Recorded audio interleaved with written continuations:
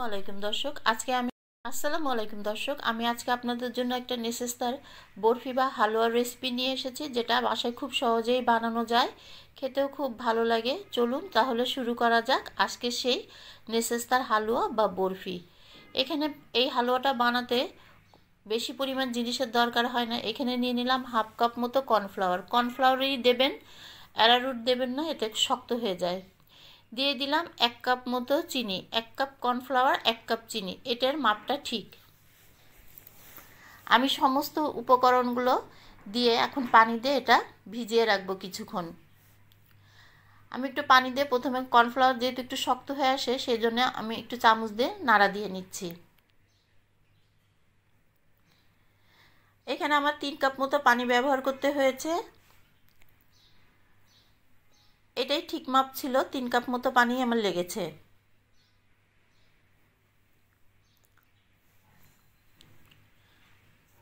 আপনারা পানি দিয়ে ভালো করে এরকম করে কর্নফ্লাওয়ারটা গলিয়ে নেবেন আর চিনিটাও গলিয়ে নেবেন।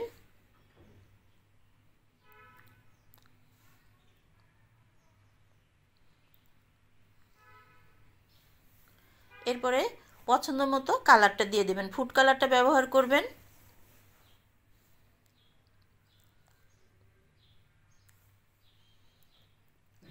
আমি এখন এটা 10 মিনিটের জন্য রেস্টে রেখে দেব।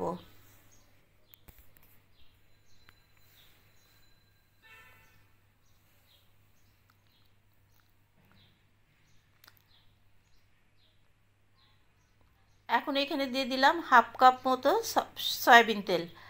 কারণ তেল না দিলে এই জিনিসটা গ্লেজও হবে না, সুন্দরও হবে না, কারণ এটা প্রচুর তেল টানে। এটা বাস্তব সত্যি কথা।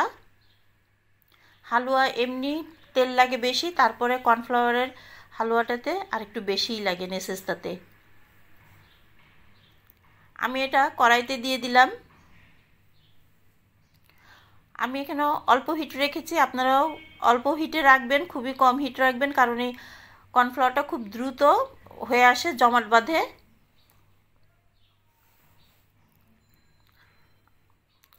দেখেন এটা কত তাড়াতাড়ি হয়ে আসবে, কিন্তু হয়ে আসা মানেই না এরকম না যে এটা নামিয়ে ফেলতে হবে। এটা আরও কিছুক্ষণ চুলোতে রেখে এটা ভালোভাবে ইয়ে করে নিতে হবে, রান্না করে নিতে হবে তেলের উপরে।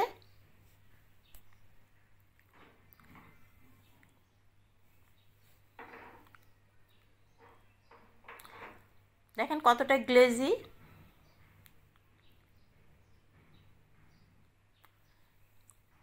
এটা কিন্তু অনবরত আরও অনেকক্ষণ নাড়তে হবে, 10-15 মিনিট মতো। আমি নামানোর আগ দিয়ে একটু গোলাপ জল দিয়ে দেব। আপনারা গোলাপ জল পছন্দ না হলে দেবেন না, এতে কোনো অসুবিধা নেই, কিন্তু এখানে একটু ঘি ব্যবহার করতেই হবে, কারণ এই ঘিটা একটু ফ্লেভার সুন্দর করে। এখানে আমি গোলাপ জল দিয়ে দিলাম 1 চামচ মতো।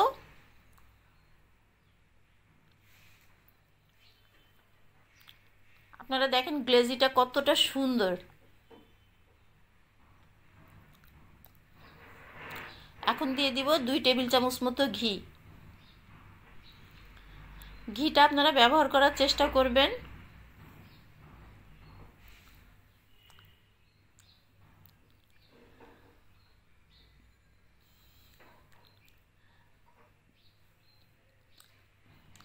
আর এটি কিন্তু এই অবস্থায়, কিন্তু গরম অবস্থাতেই কিন্তু ঢালতে হবে। আমি এখানে গরম অবস্থায় ঢালতে পারিনি এই কারণে, কারণ আমাদের বাসায় কারেন্ট চলে গিয়েছিল, এই জন্য এটা ঠান্ডা হয়ে গেছে দেখে এরকম একটু জমাট বেঁধে গেছে, কিন্তু আপনারা ওই গরম অবস্থাতেই ঢালবেন, এইটাই নিয়ম। যেহেতু কারেন্ট চলে গিয়েছিল, অন্ধকার ছিল, আমি এটা ঢালতে পারিনি, তাও আপনাদের দেখালাম। যদি আপনাদের রেসিপিটা ভালো লাগে অবশ্যই একটা লাইক, কমেন্ট, সাবস্ক্রাইব করে দেবেন। টুটি ফুটি দিয়ে একটু ডেকোরেশন, এই আর কি।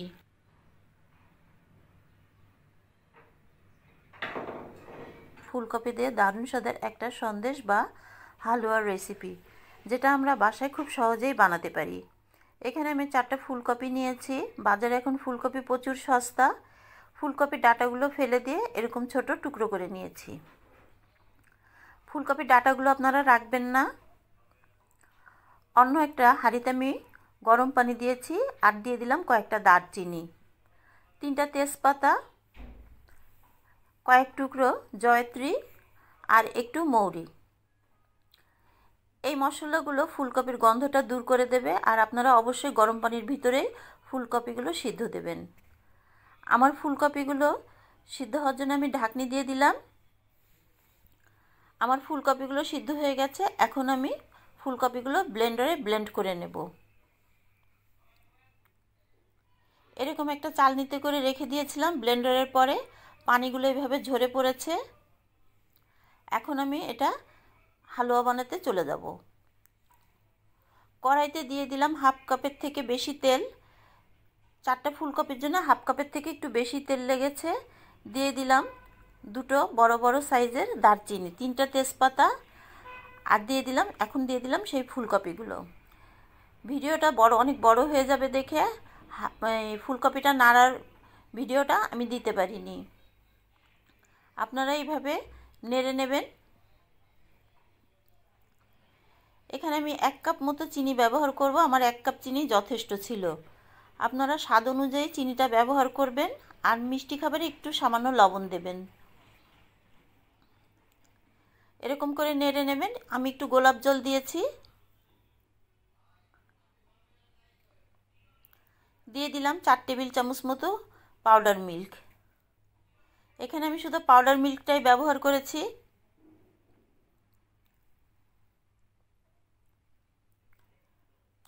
একদম শেষে দিয়ে দিলাম 1 টেবিল চামচ মতো ঘি। ঘিটা হালুয়ার গন্ধটা অনেক সুন্দর করবে। এখন আমি একটু ফুড কালার দিলাম। এখানে আমি 2 ভাগে ভাগ করে নিয়েছি। প্রথম ভাগে আমি ইয়েলো কালারটা দিলাম,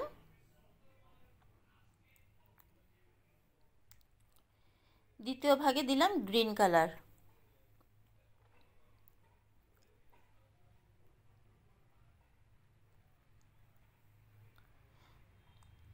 যারা সন্দেশ আকারে করতে চান না তারা এরকমভাবেও খেতে পারেন।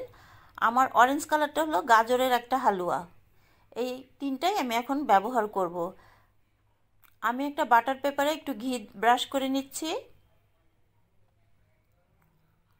প্রথম লেয়ারটা আমি হলুদ করব।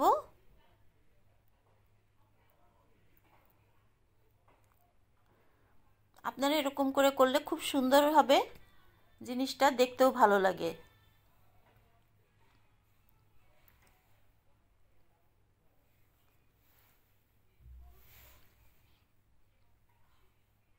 পরের লেয়ারটা দিয়ে দিলাম আমি সবুজ কালারটা।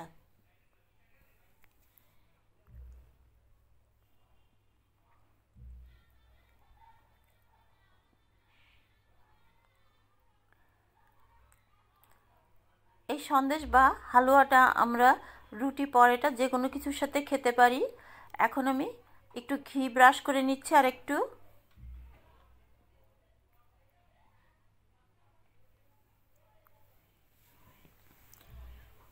শেষে আমি দিয়ে দিলাম আমার গাজরের হালুয়াটা।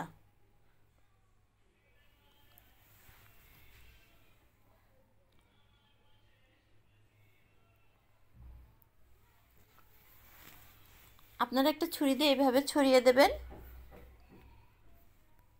এখন আমি এটা ফোল্ড করব। দেখুন আমি কিভাবে ফোল্ডটা করছি।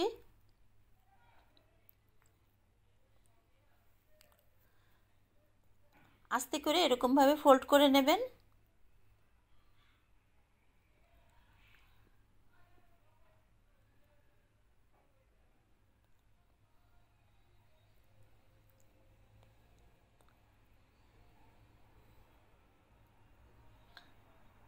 আমার সন্দেশটা ফোল্ড করা হয়ে গেছে। এখন আমি ফ্রিজে রেখে দেব 1 ঘন্টার জন্য সেট হওয়ার জন্যে। 1 ঘন্টা পরে আমি ফ্রিজ থেকে বের করে নিয়েছি। এখন আমি বাটার পেপারের থেকে খুলে ফেলবো।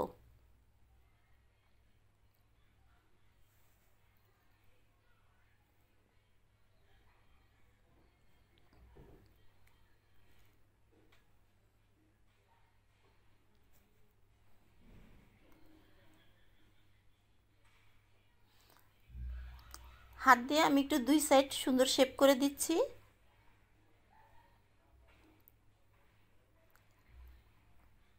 আপনারা হাত দিয়ে একটু সুন্দর করে শেপ করে দেবেন।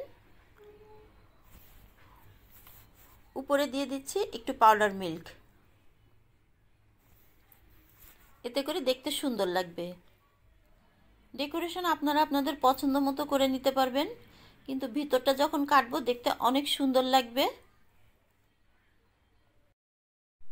সাইডে যে গুঁড়ো দুধগুলো পড়ে গিয়েছিল সেগুলো আমি এরকমভাবে পেপারটা দিয়ে চেপে চেপে লাগিয়ে নিলাম। এখন আমি শেপ করব। আমার লেয়ারগুলো যে কতটা সুন্দর দেখুন, প্রত্যেকটা লেয়ারের কালার বোঝা যাচ্ছে। যখন আপনারা এটা পরিবেশন করবেন তখন কেউ বুঝতেই পারবে না যে এটা ফুলকপির। আপনারা বাসায় অবশ্যই এটা ট্রাই করবেন, একটা ভিন্ন ধরনের সন্দেশ কিংবা হালুয়ার রেসিপি।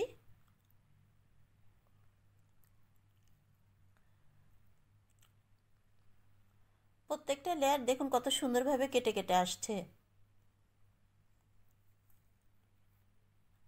আমার সবগুলো টুকরো করা হয়ে গেছে। এটা গাজরের রেসিপি দেখাবো, গাজরের হালুয়ার রেসিপি। চলুন তাহলে শুরু করা যাক সেই রেসিপিটি। দেখুন আমি গাজরের হালুয়া দিয়ে বিভিন্ন রকমের শেপ করে নিয়েছি। কিছু করেছি মিষ্টি কুমড়ো, কিছু করেছি গাজর। এখানে আমি 2 কাপ মতো ছোলার ডাল নিয়েছি। ছোলার ডাল 3-4 ঘন্টা ভিজিয়ে রেখে আমি একটা তেজপাতা দিয়ে সিদ্ধ করে নিয়েছি। অন্যদিকে আমি 2 কাপ মতো গাজর নিয়েছি। গাজর আর ছোলার ডালটা আমি ব্লেন্ডারে ব্লেন্ড করে নেব। ব্লেন্ডারে যেহেতু পানি ব্যবহার করতে হয়, আমি এখানে পানি ব্যবহার করব না, আমি এখানে লিকুইড মিল্ক ব্যবহার করব, যেটা এই গাজরের হালুয়ার টেস্টটা অনেক বেশি বাড়িয়ে তুলবে। আপনারাও দুধটাই ব্যবহার করবেন। আমার ব্লেন্ডার করা হয়ে গেছে, আপনারা পরিমাণটা দেখতেই পাচ্ছেন কতটা হয়েছে। এখানে কিন্তু ভালো পরিমাণে আপনার গাজরের হালুয়া হবে।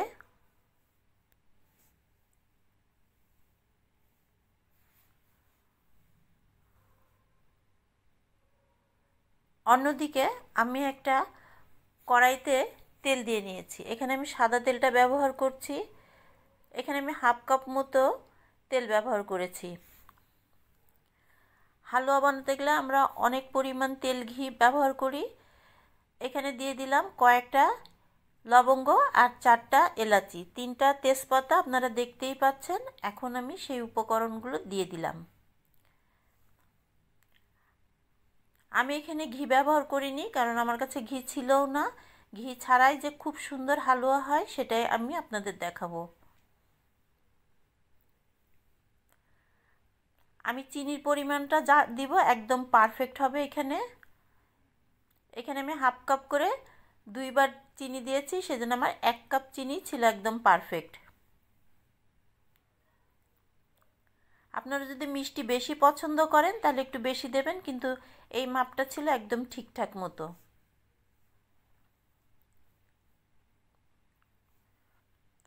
আমার আরেকটু তেলের দরকার দেখে আমি এখানে আরেকটু তেল দিব। দেখুন আপনাদের যদি আরেকটু তেল দরকার হয় আপনারা এইভাবেই তেলটা দেবেন, কারণ হালুয়াতে প্রচুর পরিমাণে তেল ব্যবহার করা হয়, কিন্তু আমি এতটা তেল ব্যবহার করব না। আমি এখানে দিয়ে দিলাম 1 চামচ মতো গোলাপ জল, দিয়ে আমি খুব ভালো করে কড়াই নাড়তে থাকবো। আর এখানে আমি দিয়ে দিলাম 4 টেবিল চামচ মতো পাউডার মিল্ক, যেটা এটা টেস্ট অনেক বাড়াবে। আপনারা ততক্ষণ পর্যন্ত নাড়বেন যতক্ষণ পর্যন্ত এটা গোল হয়ে না আসবে। এটার হওয়ার তখনই বুঝবেন যখন এটা কড়াইয়ের থেকে গোল গোল হয়ে ছেড়ে ছেড়ে আসবে এরকমভাবে। আমার হালুয়াটা হয়ে গেছে। এখন আমি এটা গাজরের শেপ দেব কতগুলো, আর কতগুলো দেব মিষ্টি কুমড়োর শেপ। এইভাবে আমরা খুব বাচ্চাদের যে কোনো জন্মদিন কিংবা তাদের কোনো পার্টিতে আমরা পরিবেশন করতে পারি। অনেক খাবারের ভিতরে এটা খুবই সুন্দর লাগে আর খুবই আকর্ষণীয় লাগে। বাসাতেও এরকম আমরা বাচ্চাদের সামনে পরিবেশন করতে পারি, দেখতেও ভালো লাগে। একটা ডিমের হালুয়া রেসিপি দেখাবো, যেটা হবে দানাদার, খেতেও হবে খুব মজা, খুবই কম খরচে এটা বানানো যায়। চলুন শুরু করা যাক। এখানে নিয়েছি 6টা ডিম। 6টা ডিম আমি খুব ভালোভাবে হুইস্ক করে নেব। ডিমের সাদা অংশটা আপনারা একটু ভালোভাবে মিশিয়ে নেবেন কুসুমের সাথে, যাতে সাদা অংশটা পরবর্তীতে না দেখা যায়। দিয়ে দিলাম হাফ কাপ মতো চিনি। আপনারা যদি একটু বেশি মিষ্টি পছন্দ করেন 2-1 চামচ বাড়িয়ে দিতে পারেন, কিন্তু হাফ কাপ চিনি যথেষ্ট ছিল। আমি ডিম আর চিনিটা ভালোভাবে মিশিয়ে নেব। এখানে আমি হাফ লিটার মতো দুধ ব্যবহার করব। আমি হাফ লিটার দুধ নিয়েছি। এটা একটা ডেইরি ফার্মের দুধ, আমি এটাই ব্যবহার করব।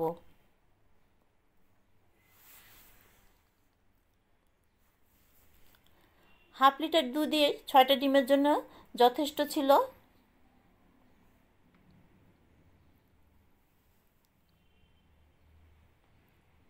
আমার সবটুক দুধই নেওয়া হয়ে গেছে। এখন আমি ডিম, দুধ আর চিনি ভালোভাবে একটু নেড়ে মিশিয়ে নেব। আপনারাও একটু ভালো করে নেড়ে মিশিয়ে নেবেন।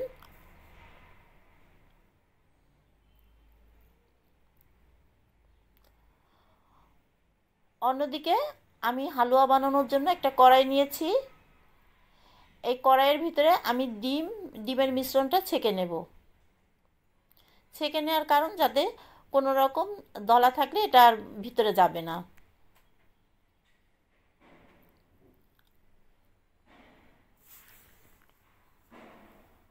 এখন আমি চুলাটা জ্বালিয়ে হুইস্ক দিয়ে অনবরত নাড়তে থাকবো। আপনারাও একটু করে নাড়তে থাকবেন। এখন আমি 2টো তেজপাতা দিয়ে দিলাম।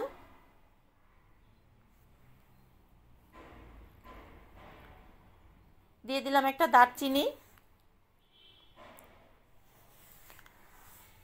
আমার ডিমের হালুয়াটা হয়ে আসছে, দেখেন ঘন হয়ে যাচ্ছে এটা। আমি কিন্তু এখনো কোনো রকমের তেল, ঘি কোনোটাই ব্যবহার করিনি। এখন এখানে আমি গোলাপ জল দিয়ে একটু জাফরানের রং দিয়ে দিচ্ছি, যাতে করে ডিমের হালুয়ার কালারটা একটু সুন্দর হয়।